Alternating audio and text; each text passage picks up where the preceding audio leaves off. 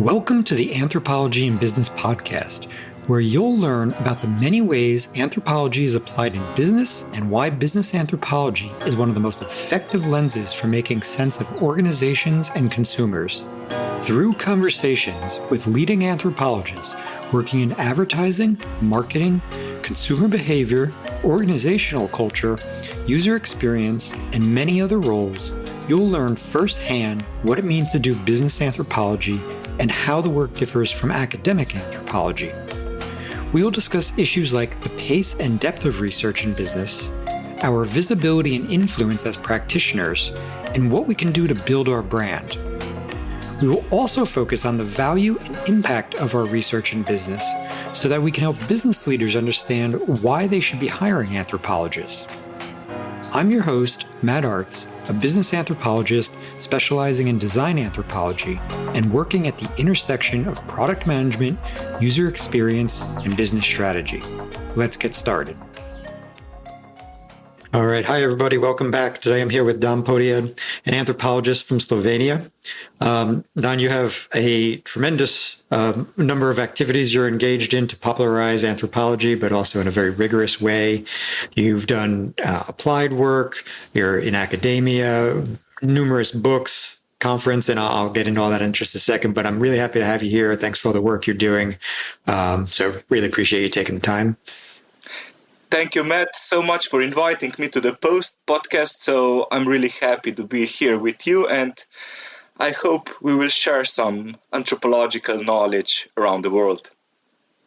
Thanks. And so a little background. So you're a research fellow at the Research Center of Slovenian Academy of Sciences and Arts, associate professor at the University of Ljubljana Faculty of Arts, senior research advisor at the Institute for Innovation and Development at the University of Ljubljana, multiple applied projects such as Drive Green, Invisible Life of Waste.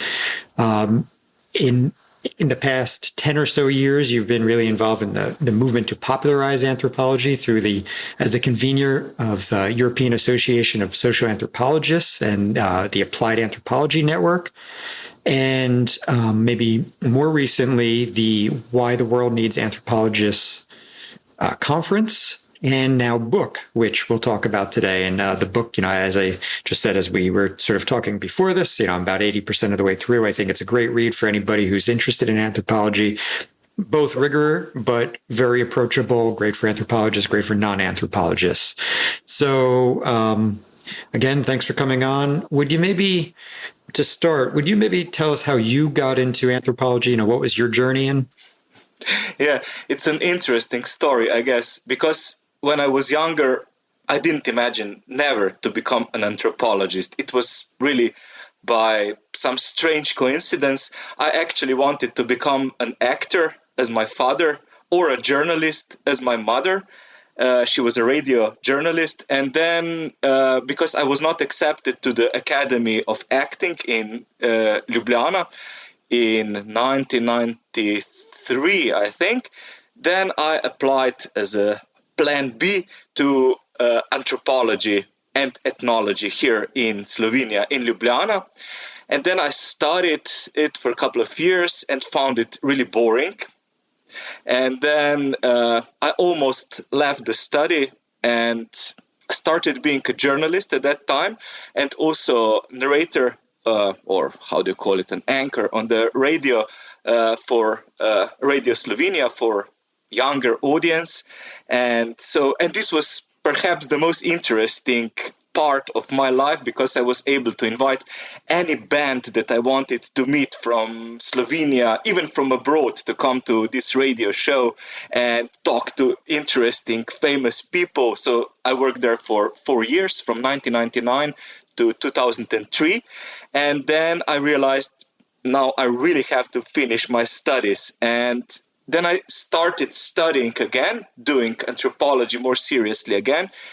And then I realized, wow, this is actually very interesting, because I read so many books and got really into it. And in this, from the late 1990s to early 2000s, the anthropology in Slovenia had changed significantly and became much more open to the new world trends, and also those themes that were interesting, that I was interested in, for example, urban anthropology, applied anthropology, became more significant also in Slovenia. And then I somehow actually fell in love in anthropology, started taking it more seriously, got an opportunity in 2005 to work in a European project on biodiversity monitoring in Europe. And it was, again, similar to Monty Python's Flying Circus. I don't know if you in the US watched the show, but I'm sure you remember it. So, and you know that famous quote, "And now for something completely different." And it was, again, another shift in my career from being a radio journalist to becoming an anthropologist, and then being involved in a European project on biodiversity monitoring. And what was my role as an anthropologist in the project? So I was observing the observers. I was watching the bird watchers. So this was also the basics of my PhD thesis. And I did research about their habits, what do they do in the field, and they were watching the birds with binoculars, and I was observing them and wrote my thesis about it, and later published it also as a book. And so I finished my PhD, I think it was in 2010, and then I became involved much more and interested much more in how to use anthropology in practice, how to collaborate with industry, how to make products, services which are more people-friendly, how to use anthropological tools, perspectives to make better products, and also to make a better world. So this is when this idea also started, why the world needs anthropologists. And I think it was around 2012 when we started thinking about this event, which is here in the background, a roll-up. So I put it here because then I don't have to clean the room, you know. So it's a kind of Potemkin village. Then we organized the first event, Why the World Needs Anthropologists, in 2013 in Amsterdam. And this is how I became more engaged in applied practicing anthropology. And also I'm trying to connect not only applied anthropologists, but I also try to connect the industry, the academia, bring the two worlds together, because I think we can make really a significant impact on the world if we start collaborating instead of being on two different islands and not connected to each other. For sure. So, in your journey to the applied work, was it the thesis, or was it the biodiversity work that really kicked that off? Or was it once you graduated and you saw what was happening around you at that time that really put you down that path?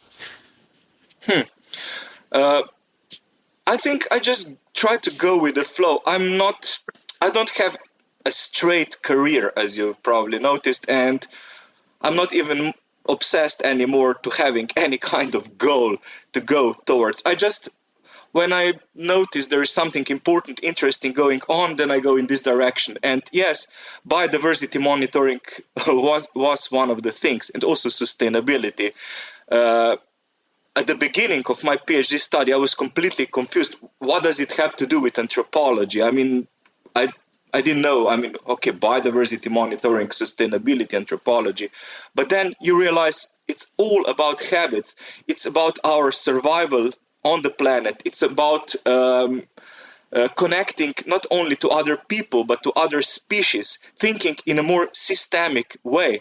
And yes, it left a huge impression on me, a huge impact on my life and career. And then I also started being involved more and more in projects such as Drive Green. We started that one in 2014, and it dealt with driving habits. We wanted to research driving habits in different cities, Ljubljana, Belgrade, Budapest, and Newcastle in the UK, and try to make a cross-cultural comparison how people drive and how can we change their driving habits in different places, because it is culture specific. So what you drive defines who you are. And in some countries, what we realized during this study is that this pyramid of social stratification, and in all countries actually, depends on you are what you drive. In Serbia, for example, when we did a part of our research, you're on the top of this pyramid if you have big black German car. It has to be big, it has to be black, it has to be German. I mean, otherwise you're not on the top. And below you have other foreign cars. Then you have level in somewhere in the middle of the pyramid, level of the cars, car drivers who drive our cars, such as Yugo. I don't know if you know Zastava Yugo. It was not familiar. They also sold it in the US in 1980s. So there are some great books about it. And the car also appears in some films such as Die Hard 3, I think. So it was supposed to be a very economic little car, and it cost at that time like around $5,000 or something like that. So it was really cheap, and it was made in Yugoslavia by Zastava. It was ours. And so if you are a driver of this kind of car, you're somewhere in the middle. And then there is a layer of drivers who are passengers on buses, trams, and so on. And at the bottom of the bottom are pedestrians and cyclists. Because it means if you're a cyclist, you don't have even the money to buy a ticket for the bus. However, this is, of course, changing also in Belgrade and in other cities. So the shift is becoming more and more apparent. And in some cities, like in Amsterdam, for example, or Copenhagen, you're not on the top pyramid if you're a driver of this big black German car. It's another way around. You're on the bottom of the pyramid. And you're on the top if you're a cyclist. And now there was the question how to make this shift from how to turn the pyramid around. And at that time, we made an app. The app is called 123 because it represents 3 steps.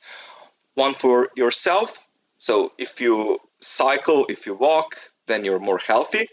The second one is for the city, and the third one is for the planet. But the main point, and this is something that comes from the people in that development project, is the idea of quantified us. I'm sure you've heard about the quantified self movement, so measuring your steps, how much you move, and so on. But what does it matter? I mean, does it matter that you made 10,000 steps today, really?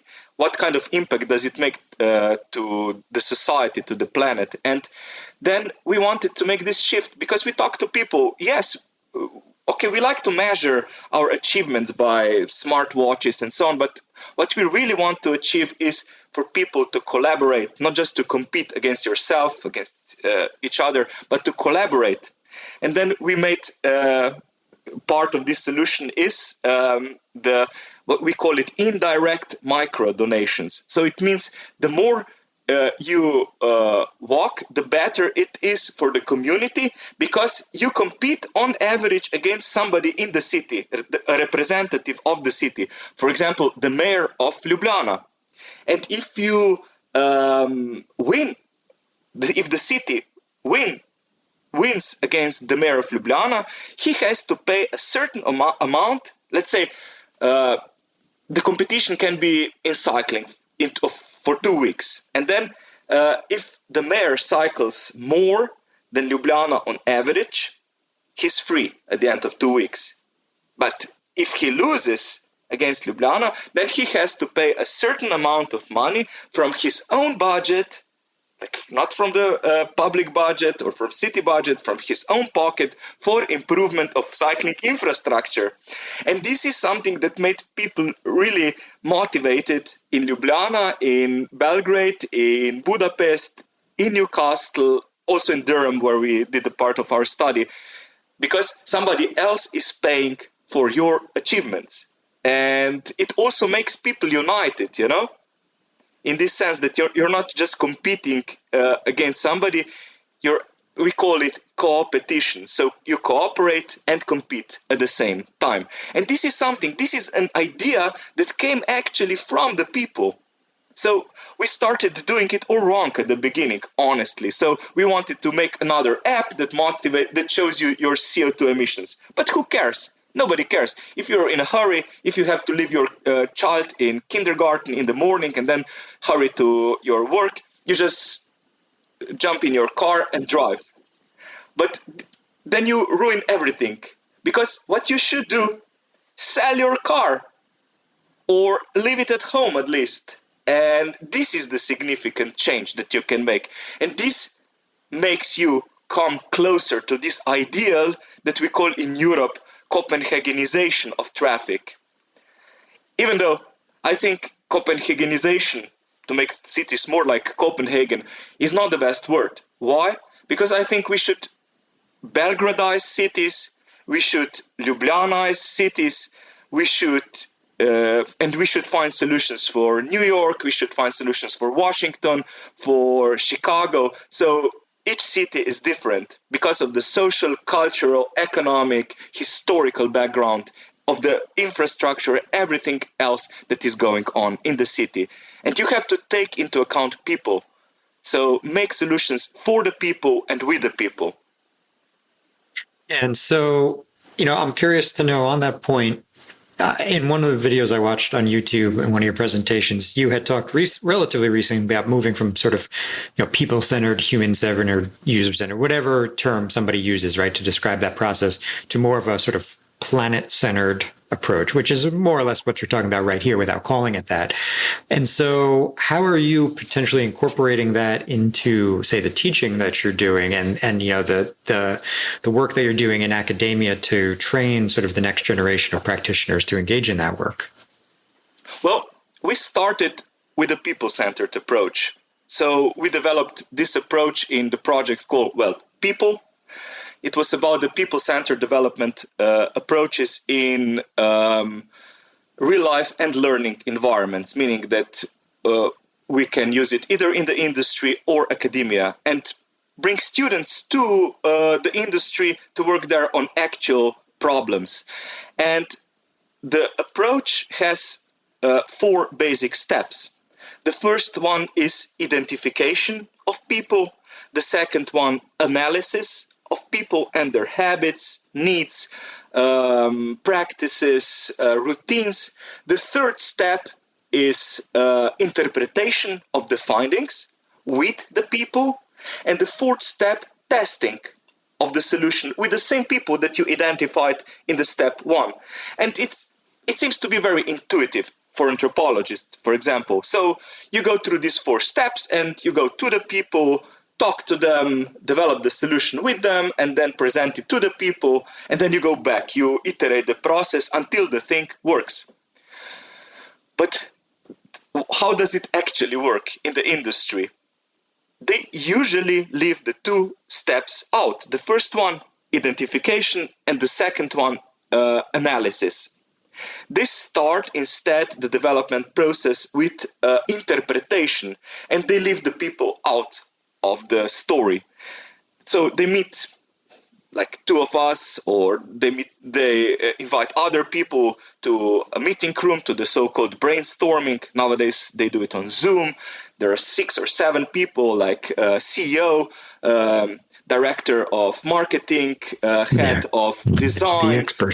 The experts, exactly. This is the expert-centered design. The experts come and start thinking, what shall we design for the people? They don't call them people, actually. They call them, what shall we design for the users, customers, clients, patients, if it's a pharmaceutical industry, and so on. And then somebody says, aha! And he comes up, or she, with an idea. And then they start working on the idea, and then they test it in focus groups or they do a survey. How do you like this thing? And then they can say, I don't know, I like it 7 out of 10. Okay, that's quite good. Let's improve it a little bit. And this is the so-called usability testing, more or less. But they don't go to the people. They don't talk to the actual people. Sometimes they make even the artificial people, the so-called personas, which represent the actual people, like, I don't know, Matt, 37 years old. I don't know how old you actually are, but let's say 37, for example, has one child, wife, a dog. So now you're a persona, you're not an actual person. I'm making all this up. And then you start designing a solution for that person. And then you can make several personas, and then you start making a solution for the person, and you have always that person in mind when developing a solution. But why don't you go out of the room to actual people? I mean, bring them to the room, if you want to talk to them. It's very simple, it's so intuitive, but the problem is in Slovenia, I don't know how it is currently in the US, but 99% of companies don't do these 2 first steps. They don't go to people, they don't talk to them, they don't sit with them, they don't drink coffee with them or beer with them. They don't know anything about them. And they claim, but we know our users, we know our customers. And I think the first step should be to get rid of the words such as users, customers, clients. We're talking about people. Nobody wants to be addressed as a user. Nobody wakes up in the morning and says, today I will be a better user. Or nobody wants to have on his tombstone when he dies or he was an excellent user. God bless him. Come on, this is wrong. The word is wrong. And therefore, we should first make this step to start calling people, to start talking to them, to start employing anthropologists who are excellent translators from the world of people to the world of design and development. And what we should learn as anthropologists is to being able to make development recommendations. And this is the tricky part for us. So to make 10 bullet points for developers of the solution, how to make it, and not just some, essay on 10 pages. No, I mean, this is not enough. You have to summarize it, visualize it, describe it, and then the developers, the engineers, for example, the designers will be happy because they will know that you take them seriously. That you're not just giving them an essay about habits in New York, for example, and now you have to develop something for the people. Come on, they need very clear recommendations. And this is something we should learn urgently. And also to speak the language of the designers, the engineers. It's like coming to, Bronislaw Malinowski, who described how he came to the Trobriand Islands and how he was confused because he didn't speak the language, he didn't understand the habits and so on. And when you learn this, you can start communicating with engineers. I'm not saying that engineers are from completely different planet, but they have a different mindset, and we should learn about it. And if you want their behaviors, rituals, right? They have their own roles, all of it. Of course. And we are not like natural born enemies. On the contrary, according to my experience, especially with engineers, we collaborate really well. And sometimes I compare it with horoscope. So I don't know if you know, but I don't believe actually in horoscopes, but I read somewhere that Cancer and Scorpio, Taurus and Scorpio, I'm Cancer. Taurus and Scorpio is the best possible combination out of 144 combinations. So if you 12 and 12 put together, then you get 144 possible combinations. So Scorpio and Taurus. And sometimes I jokingly say that we are actually engineers and anthropologists like Scorpio and Taurus in horoscope. Why? Because we're completely different, but we collaborate really well together. Because we leave ourselves the open field to research and to do things. We don't interfere, but if we manage to talk to each other, then it works really well. By the way, I'm Scorpio in ascendant, and my wife is Taurus in ascendant, so we collaborate quite well in this sense, horoscopically, and we are both anthropologists. This is another thing. But again, please, I'm not a big believer in horoscopes. I have to repeat that, but I believe anthropologists and engineers can work really well together. Yeah, for sure. And I work with engineers every day, and I would back that up. And I know many others listening would, but not just engineers, designers, right? There's plenty of roles that we work really well with. And the fact is we can work really well with any role given our toolkit, the way we approach the world. Just need to be open to that. And for more of us who are moving into business, need to make sure that, to your point, we are taking the extra step to provide recommendations to kind of, to create the change that we want to see. And I think it seems like, with why the World Needs Anthropologists, first say the conference, that is a big part of what you're trying to do, right? You are trying to convey through the stories that are very approachable stories. You have another video on YouTube. It's titled, 3 words that are not allowed at the conference, right? And, of course, that's somewhat of a joke, I'm sure. But the point is that you're trying to make it approachable and help the world at large see how anthropology contributes and how we can work with other disciplines, not just for the benefit of anthropologists, but really for the benefit of anybody who's interested. And so I'm wondering, was that the mission from the very beginning, or did that, take a little, iteration itself to sort of bring into fruition? And maybe also, how does that relate to, the European Society of Anthropologists? What's the connection between the two?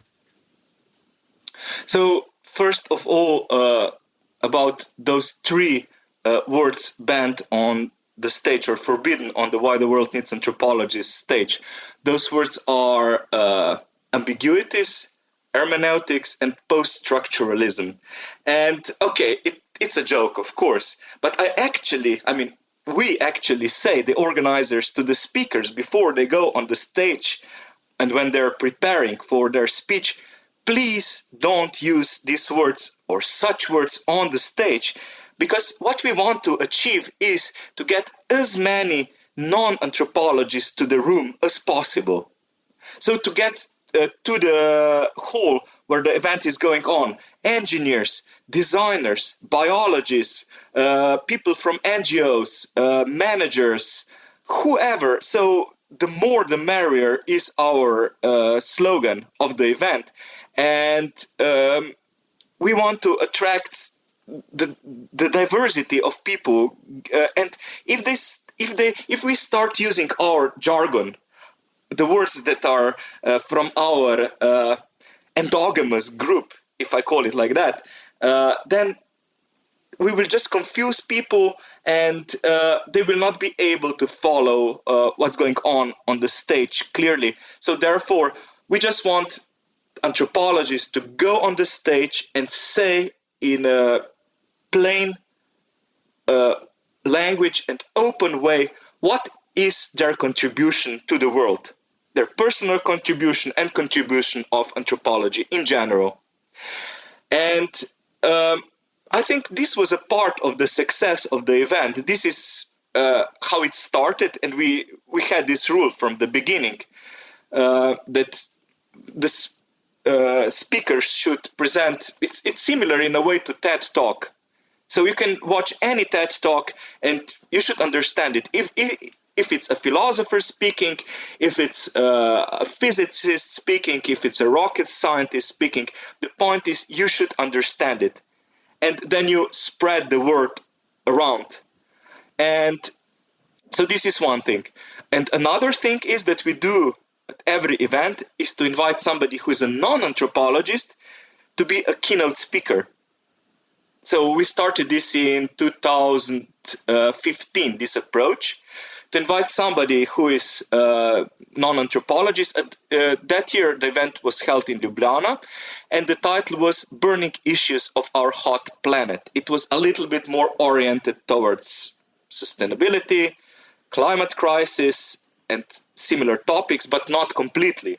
Anyway, the speakers of that year were Genevieve Bell, who spoke about robots and how they might take over the world. Then Thomas Hilland Eriksen, who spoke about the overheating of the planet. And Joanna Breidenbach, who is the founder of one NGO called Better Place, which is the largest crowdfunding platform for social projects in Europe, or at least in Germany. And she managed to collect millions of euros for social problems. And they're all, three of them are, as you know, anthropologists. But at the beginning, we invited Lučka Kajfeš-Bogataj, who is a Slovenian, and she's a member of the Intergovernmental Panel on Climate Change. And she spoke about why the Intergovernmental Panel on Climate Change urgently needs anthropologists. She presented, for example, the refugee crisis which happened that year in Europe, not only from the perspective of the war going on in Syria, but also from the perspective of the changing climate and how millions of people will have to move from certain parts of the planet in the future, Africa, Central Asia, and so on, and migrate somewhere else to survive. So these are normal processes followed by anthropologists for a very long time. So we understand them very, very well.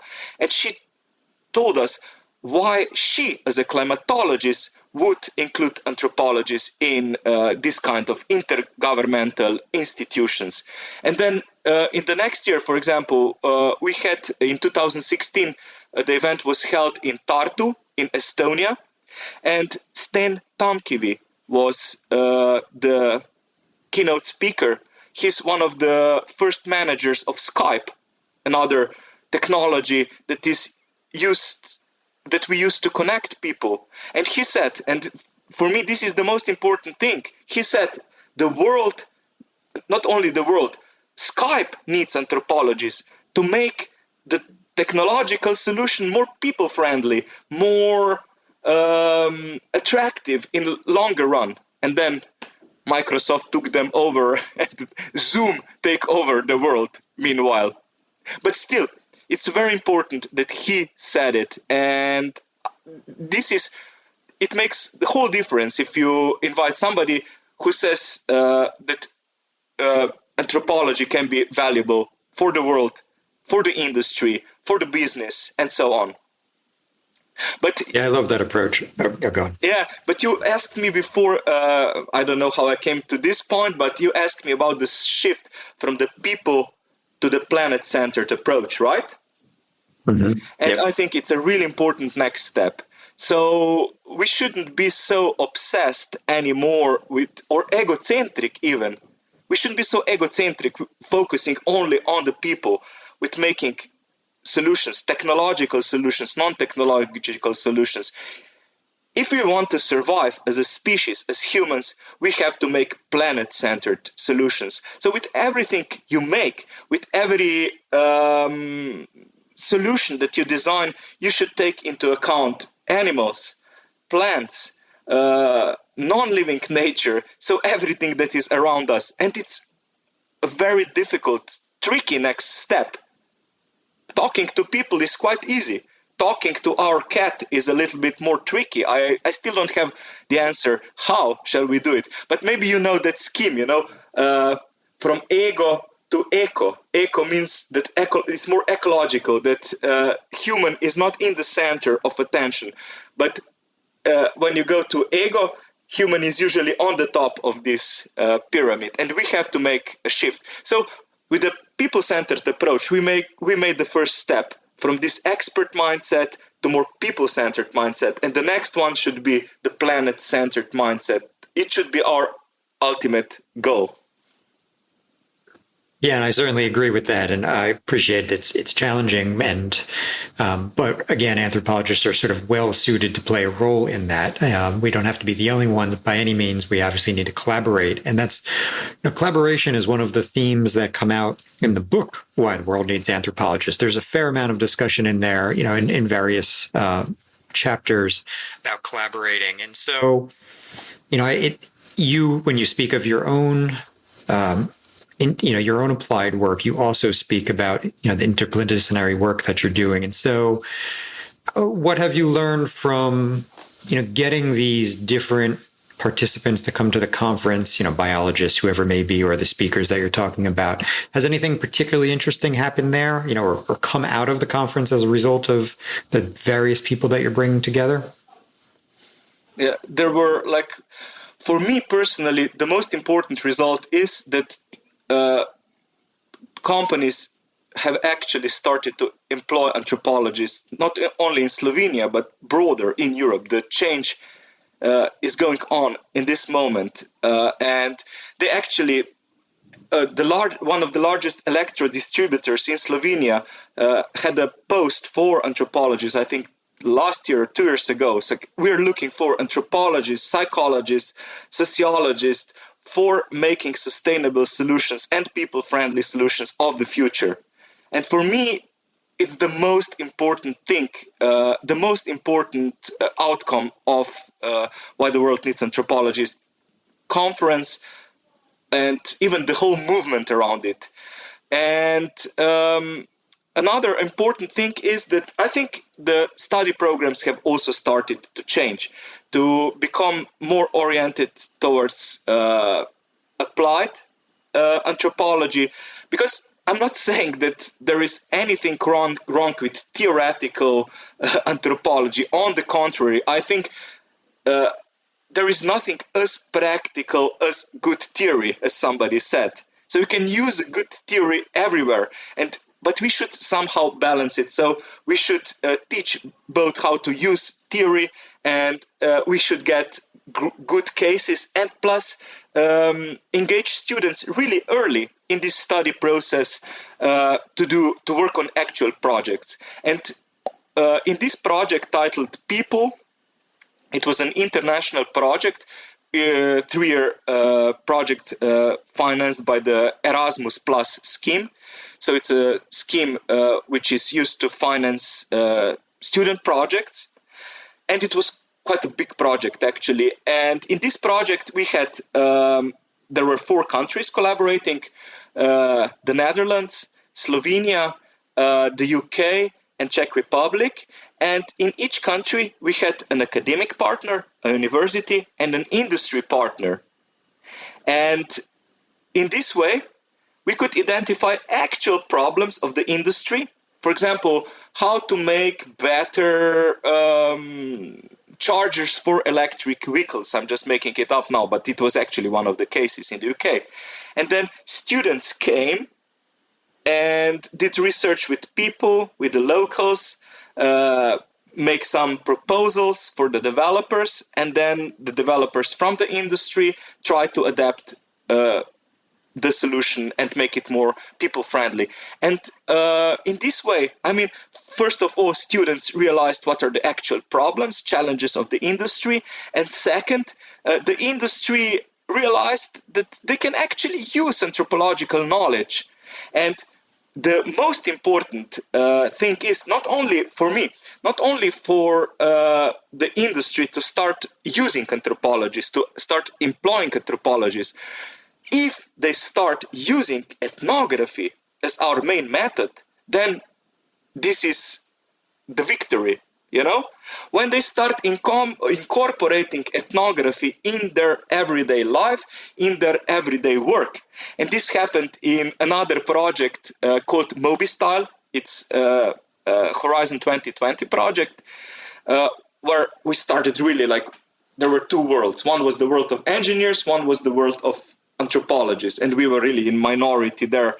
So, and I really remember the first project meeting when I came to the stage and said that we will do our research with 35 people.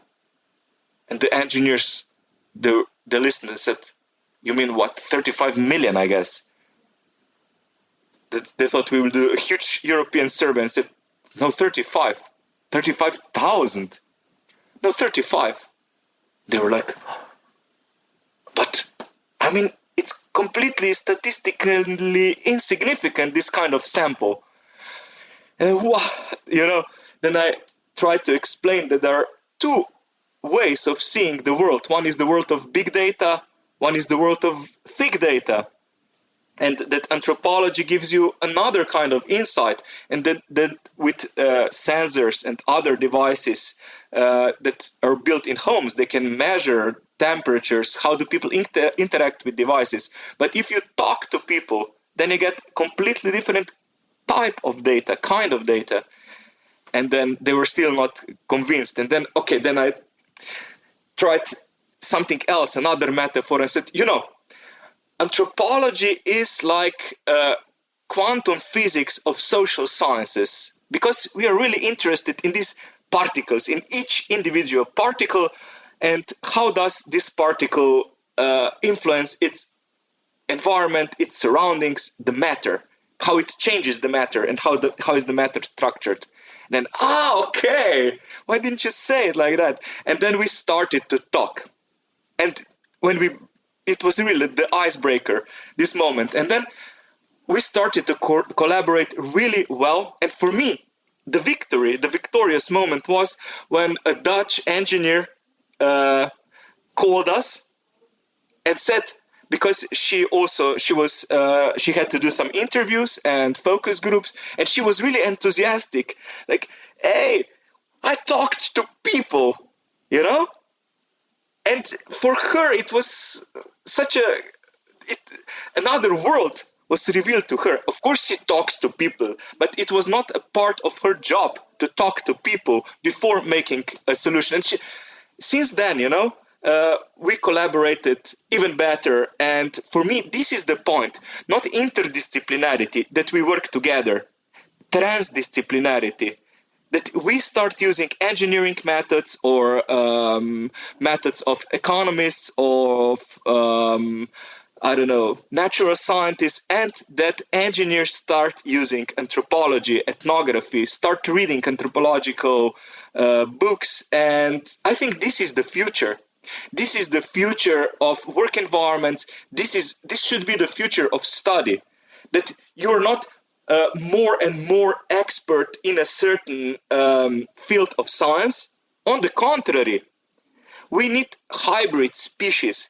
We need amphibians who can live in two worlds together, connect the worlds, And this is what I'm missing at university, especially in Europe, in Slovenia, We are very much divided into categories. At the Faculty of Arts, you can study sociology, anthropology, psychology, English language, and you shouldn't mix those things because the results are bad if you mix things. No, of course, they're good. I mean, you should mix even stranger things. You should mix philosophy and medical science. You should mix engineering and anthropology. You should mix psychology and mathematics. I don't know. You should mix all crazy things. And this is the source of innovativeness. This is the source of the great potential. And for example, Slovenia is a small country. So it's a country with 2 million inhabitants. I guess it's like Manhattan or smaller. I don't know in size. I mean, it's in the population. And but the thing is, we cannot compete with the countries like the US, India, China in, nanotechnologies, because they're bigger and faster. But how can we be better? More innovative if we bring unusual things together. And here I have to mention the value of humanities and social sciences. At the moment, there is a big discussion in Slovenia whether there should be more natural scientists, more engineers because of the COVID-19 pandemic, because of the health crisis, more medical stuff. But what is my opinion? Why don't we use the huge potential of humanities and social sciences in Slovenia? This is how we are internationally recognized. There is a philosopher, Slavoj Žižek from Slovenia, who is a trademark in humanities and social sciences. When I go abroad, everybody says, "Oh, you're from the Faculty of Arts. Do you know Slavoj Žižek?" No, because if he appears at workplace, it's a miracle, you know. I mean, when he comes, he has lectures that you have to book a seat in advance if you want to hear it. But anyway, what I wanted to say, let's use the potential of social sciences. Let's use the potential of anthropology and put them in unusual places, like in industry, in high-tech industry. And I think there should be an anthropologist in every high-tech company, serious high-tech company. And Microsoft, as far as I know, is the second largest employer of anthropologists in the US. The first one is the US government. Mm-hmm. Yeah, no, I agree. And so, what do you, maybe what's next for you? How are you going to try and realize that goal, whether it's in Slovenia or broader? You mean to spread the idea of anthropology? Yeah, well, you're doing that already through the conference and the book, but how, what might you do to help contribute to, more transdisciplinary training, if you will? I will show you something. I will disappear behind this curtain here because I think I have it here.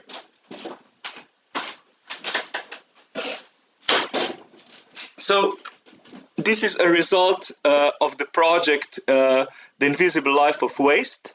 And why I wanted to show it to you, because it's completely analog. So I think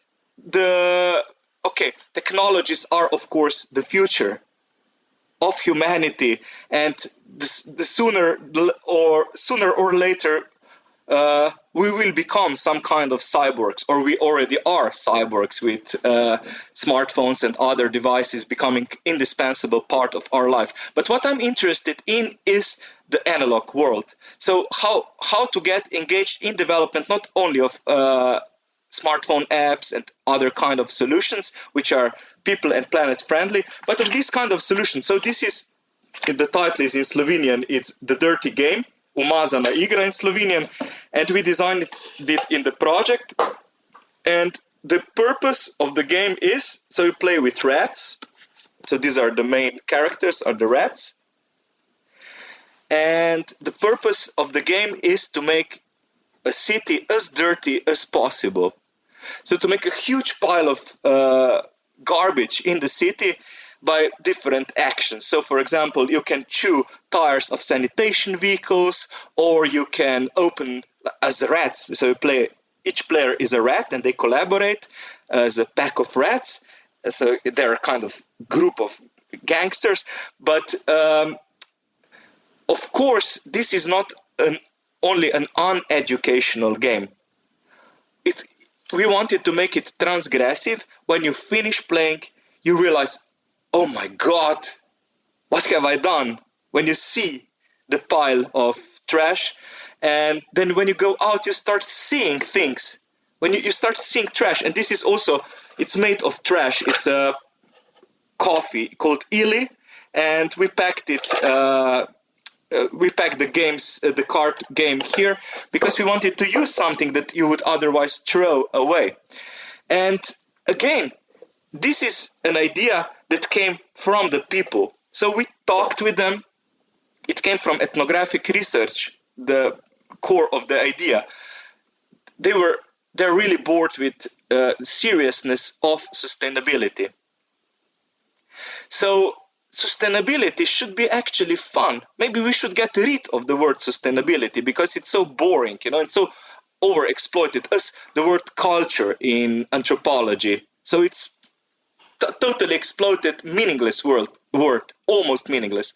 And we wanted to make something new, something that is fun, and that gets you to the same result. So cleaning cities. And here, this is really a transdisciplinary work. So there were anthropologists in the team, electrical engineers, designers, and so on.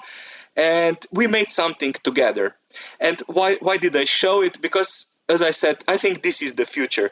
When we forget about our role, and when we start, as a friend of mine, Anna Kirach, who was a designer for Boeing and Microsoft, says often, we should take off our expert hats. And the same goes for anthropologists. We should forget about, we shouldn't be so obsessed with us. And we should start learning other approaches, start respecting other approaches. And my main goal is to somehow to get integrated, for anthropology, to get integrated in other study programs, in medicine, engineering, biology, whatever. So to add a little bit of anthropology in every study program, and at the same time accept a little bit of their knowledge to our study program. And I think then we get this jigsaw, when you put all puzzles together, then you have a bigger picture of the world.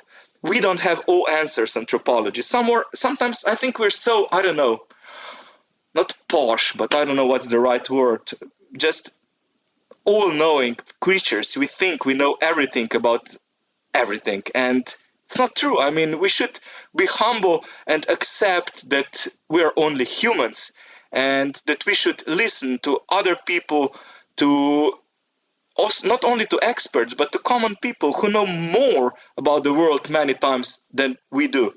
And one thing that we should do is stop, not only on the stage of why the world needs anthropologists, but also in the way how we write, how we present things. Stop complicating things more than they actually are. What we need in anthropology are bestsellers. So we haven't had any serious bestsellers since coming of age in Samoa. Okay, there was David Graeber in Europe, who has recently passed away, but otherwise, I mean, we need books that will be like the books written by Stephen Hawking, for example, who made a huge advertisement for physics, for astronomy. We need books that will open again this extremely interesting world of anthropology. We're dealing with the most interesting topics in the world. Sex, religion, human habits, throughout the world. And if we manage to present this in the way that is attractive and meaningful for the people, then anthropology will really be revived and will get more attention. Also more financing through this. On the long term, people will be interested to support more grants of anthropologists because they write so interesting books which are read by millions, not by dozens. Yeah, great point. And again, I think you with the edited work, Why the World Needs Anthropology edited work, and all the authors, I think you did an excellent job of moving us towards that goal. So thanks for that again. And I guess to wrap up, thanks for that advice. I encourage everybody who is listening, to try and play a role in bringing anthropology to more people through many forms, books, but also new media, such as a podcast like this, such as video, so on and so forth, right? Anything we can do to sort of get it out there is really important, conferences, whatever it may be. So for anybody who wants to maybe, get in touch with you, learn more about what you're doing, where could everybody find you? Well, I'm here on the screen and also online, of course, on LinkedIn, Facebook, Twitter, Instagram, ResearchGate, all over the place. So I'm sure you can find me if you Google my name. But before we finish, I just wanted, if it's okay, to read the 5 tips from the book, Why the World Needs Anthropologists, from Anna Kirach that I mentioned before, because I think she summarizes really well what we talked about today. So 5 tips from Anna Kirach. for anthropologists and in general for life are: first, throw away your ego and grab onto copious quantities of humility. Second, watch out for your expert blinders and hone in on collaboration skills. 3, be open to possibilities, ask questions, be curious and be willing to learn. 4, keep your hands in the dirt or in organic matter. It will ground you. Okay, it's an interesting one. And 5, again connected to what we talked today, co-create. Continuous involvement of the people you serve will give you the optimal chances for success. And I think it summarizes really well what should be the future like of anthropology, and some kind of common goal that should bring us to this most ideal scenario presented by James Peacock, former president of the AAA, who said that one of the scenario is a kind of superhero scenario, and that we will achieve it only in collaboration with other fields of science. We cannot do it alone. Good. Yeah, well said. Don, thanks for everything. Really appreciate your time. Thank you so much for inviting me, and I hope you will be able to come soon, actually, to physical edition of Why the World Needs Anthropologists. Thank you for listening to the Anthropology in Business podcast. To learn everything you need to break into business anthropology and why business anthropology is one of the best lenses for contributing to business success, visit my website at mattartz.me, where I cover many topics related to business anthropology and beyond. There you will find all the podcast episodes, blogs, and news. Please like, share, and subscribe. See you next time.